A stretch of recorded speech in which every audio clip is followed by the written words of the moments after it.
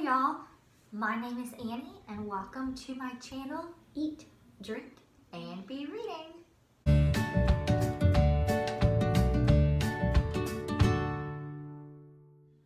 Got two of my kids watching one of my kids' school lessons and the other one is playing with Legos or something, so fingers crossed that I can get through this without too many stops. Yeah, so today I'm gonna do my April wrap up. I recognize it's a couple weeks late, but it hit me this morning that even though I did not start my channel really till the last couple days of April, that I still read in April, and so I can do a wrap up for Booktube, and so that's what I'm going to do. April was a pretty normal reading month for me. I read 3 books. I know, again, that's lower than a lot of people, but that's just what is norm for me right now with coronavirus, not being able to go to the gym, never driving in my car, so audiobooks are just limited, and with 3 kids, even listening to them around the house can be hard, and 3 little kids. And so that's been cut down. My husband's not traveling, and so my evening time, like long evening time of reading, has been cut down, and he's not a big reader, and I cannot read when the television is on very well. So I'm happy with 3 books, and one of them was a little bit larger, and so we'll start with that one, and that was Little Women. I have it up somewhere, the picture. I actually do own it, and it's a beautiful copy, and I love it, but I lent it to a friend. But the picture will have to do. Little Women is by Louisa Alcott. It is the story of 4 sisters. It takes place when they're like teenagers, and then when they're kind of in their early 20s, and their loves and their loss and careers, travels, pain and sorrow and joy, just all of it. It's a real character study. I am learning that I love books about sisters. I mentioned that in my May TBR because I'm reading Sense and Sensibility in May. And I think it's because I have 3 little girls. So I have little girls who are going to be sisters. I did not grow up with a sister, so I don't think I thought much about sister stories before, but I'm learning that I love them. I read Little Women in April because my oldest, her school was doing a read-along for Little Women for quarantine. They were encouraging families to read it out loud together. My kids are all a little too little for it, for some of the themes, but also just for how long it was and the fact that it lacks pictures for 700 pages. But I read it on my own, and I read it way faster. They're still reading it because they're doing like 3 chapters a week or something, but I read it within a couple of weeks. It was a 5-star read. I loved it. I love character study. I loved watching the relationships between the sisters and thinking about my girls when they're older. I will say, I wasn't sure for a little while if it was going to be a 4.5-star or a 5-star read. And that is because I was really set on a certain couple. And I loved them, and I wanted them to be together. And they don't end up together. And let's just say, the way that Louisa Alcott defines older is very different than the way I was picturing it, and I have not seen the movie in so long, the old one, that I couldn't remember some of it. And so when she went on a different direction, I was picturing a much older character for one of them, and it was very hard for me to get on board. I liked the ending enough, and I loved the experience enough that I still gave it a 5-star and actually appreciated what she did. I totally appreciated it, and I think I like that she chose that, like in my head. Like I think it was a good choice, and we need to read more books that do what Louisa Alcott did. That we learn maybe there's a difference between first love and long-term love, but my heart didn't like it. But I still loved the book, and I watched the new movie and I loved it. It did not change my mind. I thought I was gonna watch it and that maybe I could really love and appreciate these other couples instead, and I did. But it also made me love this first couple all the more. But thankfully, that was a small part of the story for me. The rest, like the relationships between the sisters, the way they talk about death, even the way they talk about God, I loved it all. So that one little thing I would change did not impact it from being a fully amazing read.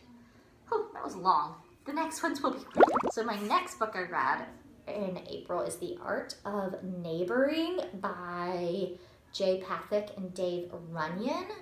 This was actually a gift for my 30th birthday back in August from two of my closest friends. They know I'm a big reader, and so they got me this book. It is a Christian nonfiction, and I'm trying to do like 1/3 nonfiction this year, and so this was perfect. 1 out of 3 books I read was nonfiction. And so The Art of Neighboring is the story, no, it's not a story. It's not narrative nonfiction at all. It is talking about what does it look like to be a good neighbor. Why is it important to be a good neighbor? Specifically, biblically, why do you care for your neighbors? And we often think of neighbors as, or at least Christians, when Christians talk about neighbors, they often talk about like the whole world is your neighbor, and that is true, and I think that is biblical. They are specifically talking about the people who live on your street, right behind you, next door. Sorry, there's a loud noise. Sorry, I don't know what truck that is.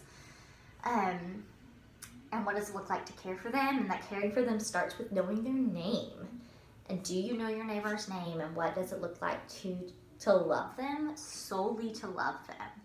Not to try and change their minds about maybe their spiritual or religious beliefs, but just to love and care for them because they are people that God has put right next to you. I gave this one a 3-star. I think the topic is really important.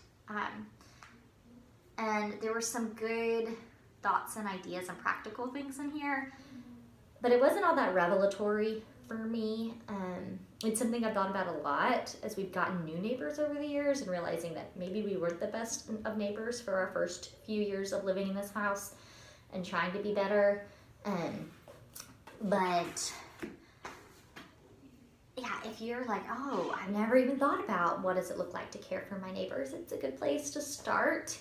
It took some of the judgment maybe I put on myself or the expectations I put on myself to what my relationships should be and how quickly they should get there, or the conversations we should be having, like took some of that weight off. But as far as just a book, I thought like even a book that I learned from, nonfiction, I thought it was just good and not really great. And the last book, Lilac Girls. I talk about this one a little bit in my stay-at-home book tag video. This book was given to me by my husband for Christmas a couple years ago. I'd given him a whole long list of books, and he really wanted to buy me ones that I hadn't mentioned that he wanted to pick out himself, and he did a pretty good job. I ended up giving this one a 4-star. The ending was heartbreaking, like in some ways. In some ways it was really hard and heartbreaking, but also really real, like very real. And so I appreciated the ending, even though I would have liked it to be a little happier or maybe more tied up. It's a story of 3 women in World War II though, and so it's just, and one of which was in a concentration camp, one of which who's lover, I hate that word, ugh, it's a gross word, ends up going to a concentration camp, and just the fallout and the way that people are changed is so hard, and I want them to be happy. Like I get to the end, I'm like, I want them to have it all together and be happy and there'd be no like ramifications in the way that they act with other people, in the way that they love their spouse or their children. But it's just, or their sister, like, it's just not true. Like, again, it can't be true. And while that would have made it an easier read, it would have made it a less real read. And so I do think that Martha Hall Kelly, the author, did a great job of showing the emotional ramifications for years after being in a concentration camp. And there is a little bit of justice that happens. I think I would have liked to see a little bit more, but I think that that's also real. There's only so much justice that can be done toward the people who participated in the Holocaust and Nazism, and like the doctors who performed experiments, and just the soldiers at concentration camps. There's just only so much justice that's done here on Earth. And how do you deal with that? But I was grateful that there was some justice to be had, and that we get to see that in this book. So I talked a lot just now, and I hardly told you anything about it other than it's 3 women in World War II, and that's true. There was a German doctor, a woman in New York who's like raising funds and helping French orphans, and then there's a Polish woman who is sent to a concentration camp. But man, do you also leave with just like being in awe of the determination of spirit of people. That humans are resilient. But while there's so much pain, and humans cause so much pain, there's also hope, and there's also goodness in the world.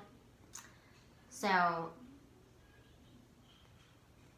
I think the biggest reason it was a 4-star rather than a 5-star is that